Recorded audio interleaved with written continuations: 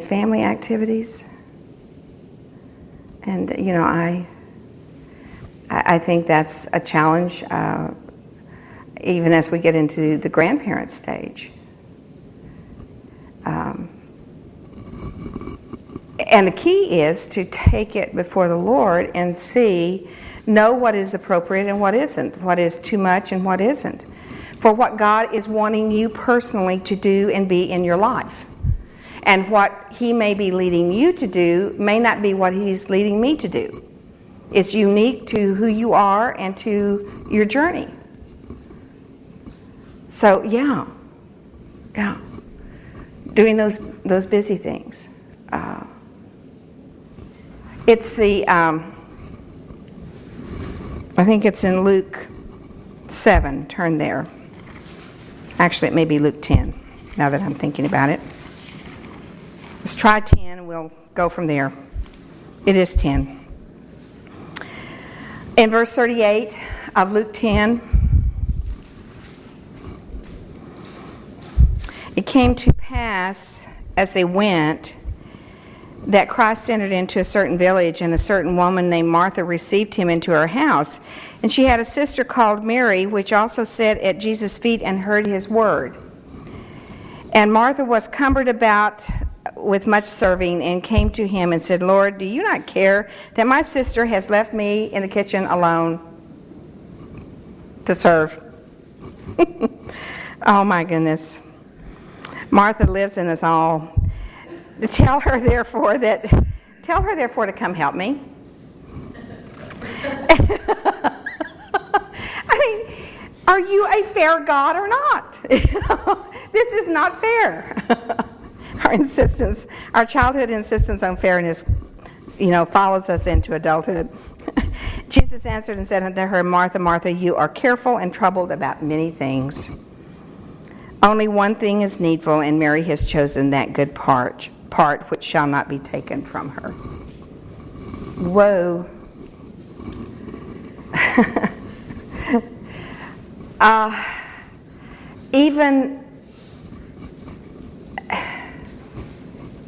Even housework and our expectations of how that needs to look and who needs to be helping me with it.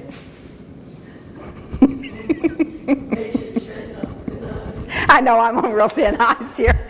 I'm trying to figure out how to get my snorkel gear on.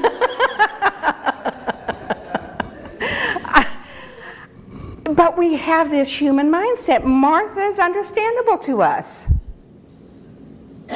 And maybe it's Martha not in the kitchen, but Martha out in the yard. Named Mike, mowing and weeding and whatever, and no one's helping. It's appropriate to want help and need help, but it's appropriate to make sure of what is most important and at hand. And Mary had chosen to be with Jesus as she could, while she could, to hear from him and to learn from him.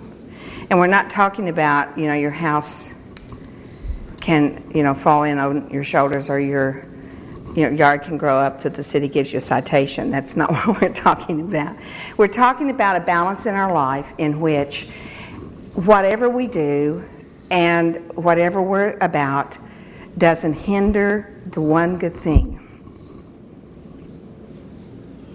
doesn't choke out the good seed, does not fill us so much with the junk food that we've lost our appetite for righteousness. Okay. Yes, there are going to be things. You look at the life of Christ, and his was obviously not a monastic experience. He had a very complex life. He had people around him all the time, to the point in some scriptures in the Gospels, he and his disciples didn't even have time to eat. And so there was a tremendous chaos around him. And that speaks to the chaos of this day and age. We live in the midst of chaos. We live in the midst of complexities. Christ's external existence was not simple. He did not live a simplified life. It was very complex in its relationships and in the experiences and the encounters that he had. He had very little time for himself. But there came those moments where he realized he could no longer continue giving out, because you will notice in the scripture, there's 2 or 3 places that says or alludes to the flow of power that came out from him with healing. When he healed, there was a power flow that was noticeable outward. The woman in Luke 8, who had an issue of blood for 12 years, and she touched the hem of his garment. In the midst of everybody touching him, and he stops and he says, "Who touched me?" And the disciples said, "Well, what do you mean, who touched you? Everybody's touching you." It's essentially what they said. But there was one who touched him with a touch of faith, and who had a need, a touch of need, not a touch of curiosity, but a touch of need. And instantaneously, when faith and need connected on the hem of his garment, power flowed out from him. He said, it says in there that he felt the power leave him. And there are other places where it talks about the power leaving him to heal. So there came times where Jesus was depleted. And he didn't dilly-dally.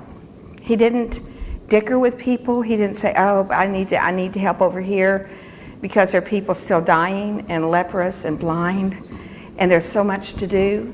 He would immediately, when he came to that point, go up into the mountains to be alone with his Father, to get his tank refilled. And that was because, obviously, he could not afford to go beyond the point of handling the stressors of the world that he lived in. He could not afford to make a mistake. You know, you and I live on the brink of mistake all the time. Because in this era of grace, we don't have to be perfect. But he did. And so his relationship and his alignment with the Father was the most critical thing in his life. And he never lost sight of that. Because he had to live the law perfectly. He could not make a mistake.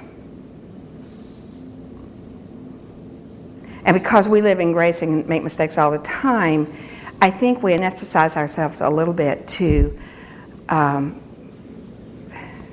the call of righteousness in our life and of what that really should look like.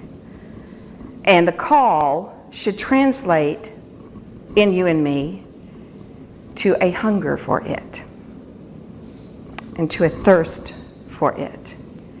And those things that keep us from the hunger and keep us from that thirst, that righteous, holy thirst, are those things that we need to be mindful of and make conscious decisions about and not be on automatic pilot. Yeah, there are going to be complexities in our life. There are complexities in our life. And those complexities are going to swirl about us and compete for the soul's stomach. They're going to compete for our attention and compete for our focus. And yes, we can get distracted with some things as long as the hunger for righteousness is still there.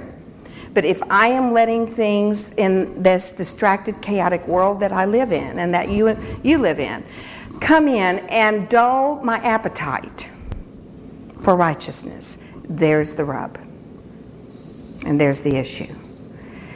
And if I continue to let things in so that I'm still questing for righteousness, but I can't quite get my act together, then I need to consciously look at what I need to trim. Do I need to go back up into the hills? Do I need to come to the prayer garden? Do I need to go to my prayer closet? Those are the testing points for you and me.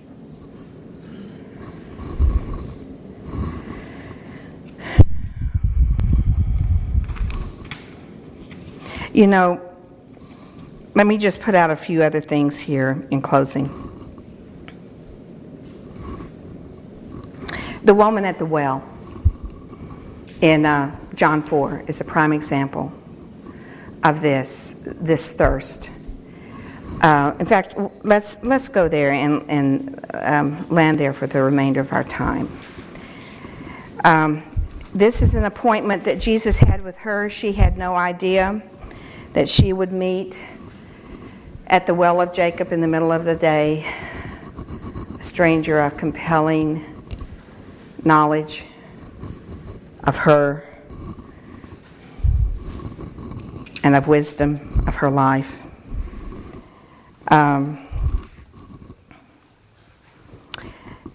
So in verse 4, he had to go of chapter 4 of John. It was important for him to go to Samaria. And there came a woman of Samaria in verse 7 to draw water.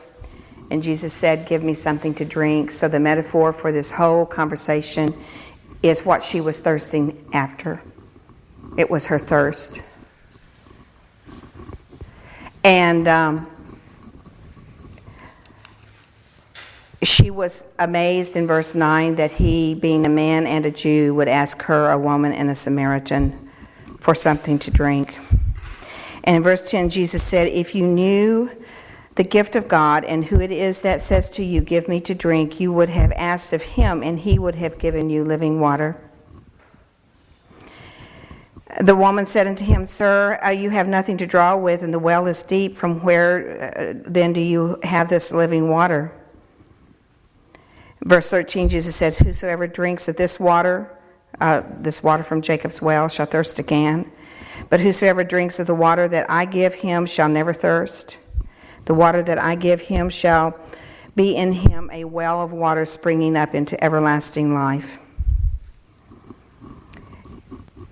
And over in chapter 7, just to complete this hunger and thirst, this thirst picture, in verse 37 of chapter 7, "If any man thirst, let him come unto me and drink." If we thirst for righteousness, we must come and sit at the feet of Jesus. And only one thing must matter. "He that believes on me," as the scripture has said, "out of his innermost being shall flow rivers of living water." So the theme of many of the chapters in the book of John is this thirst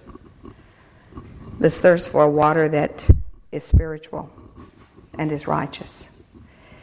Now, this woman had a thirst, and Jesus begins to talk with her about all the husbands that she has had, and the fifth one the one that she's living with now, is not her husband, and she is astonished that he knows all of this. He told me, she said to her neighbors, "Everything that ever I've done, everything that's ever happened in my life, he knows it all." And Jesus was speaking to a thirst that she didn't understand. She had tried to fill this thirst for living water that she knew nothing about with human supply. She had a deep hole in her that she tried to fill with men. It was a hunger and a thirst of her soul. And Jesus is saying, this is junk food. This is not what will satisfy this deepest longing of you. It is the thirst for a righteous water that only I can give to you. And she was trying to fill that thirst and that hunger with what she could. And it was junk food. And junk food may be climbing the corporate ladder, trying to please a dad that never gave his approval to us. It may be getting your doctorate. It may be going the educational ladder. It may be going the social route. It may be going the financial. We all try to fill those holes in us with what we think will make a difference. And Christ's words to us are that that's junk food. And it will dull the appetite for the real thing. And it siphons us off trying to find the food we really need. We just, there's some days where nothing you eat satisfies you and you've just eaten all day long and you're not satisfied. It's because you haven't found the right food that your body is hungry for. And so you just fill it all up and it still isn't satisfying. So, blessed are they who hunger and thirst after righteousness. He speaks to us today of what really matters, of what really is important, because he knows that with you and me, living in this chaotic, complex world, we will reach for junk food. We will get distracted and fill ourselves with things that may fill us up but not satisfy us. So the journey of the Beatitudes is an emptying out process. We have to get emptied out of, detoxed of the junk. We have to let go of those things that we are cumbered about, those many things that we are cumbered about, and find the one thing that really matters and choose it. And then build around that what of this life we must deal with. But at the hub of the wheel must be a pristine thirst for a pristine righteousness that none of us can achieve. But where that hub of the wheel is emptied out so much of the junk that God can give us the gift of righteousness. And the exciting thing about that gift is though it fills us and satisfies us, it does not quench our thirst. We continue to have a thirst for it. It continues to create the thirst. It does not distract. It satisfies, but it creates an ongoing thirst for that which is holy and righteous. So I'd like for you to take a minute just to write down, as the Lord prompts you, what are those things in your life that may be junk food, that are hindering your thirst, or that are counterfeit. Things that may have seemed like this is what I needed to do, this is what I needed to ingest. But maybe they're actually deflecting your thirst for righteousness. Maybe they're getting in the way of it. So take a moment just to reflect and record what the Lord may prompt you to think about on what it is in you that hinders this thirst.